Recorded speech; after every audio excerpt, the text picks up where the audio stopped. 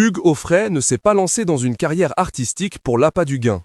L'interprète de Santiano affectionne la simplicité et s'est toujours senti proche du monde paysan.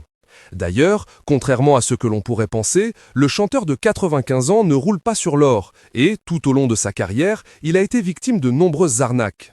Lorsqu'Hugues Aufray a commencé à avoir du succès, il était surnommé le gai laboureur de la chanson française, tant il ne semblait pas attiré par le luxe et les paillettes du show business.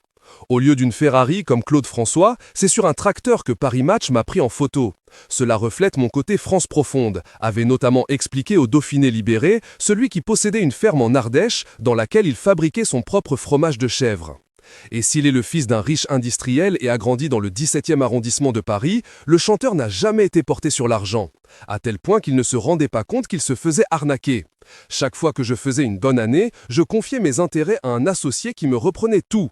J'étais un Candide. Je me suis fait voler toute ma vie, avait-il expliqué à Gala.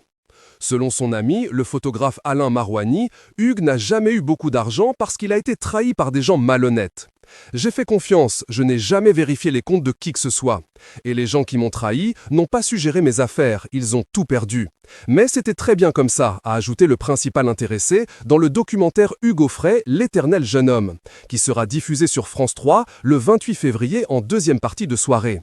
L'interprète de Stubble et mari de la discrète Muriel est même ravi de n'avoir jamais fait fortune. J'ai eu la chance de faire faillite plusieurs fois. Il y a une contradiction pour moi, car autrefois, les artistes étaient pauvres, donc j'étais prêt à l'être.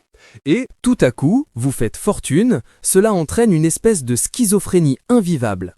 Et finalement, je me suis toujours retrouvé du côté des rameurs grâce à mes faillites, a-t-il assuré dans le documentaire.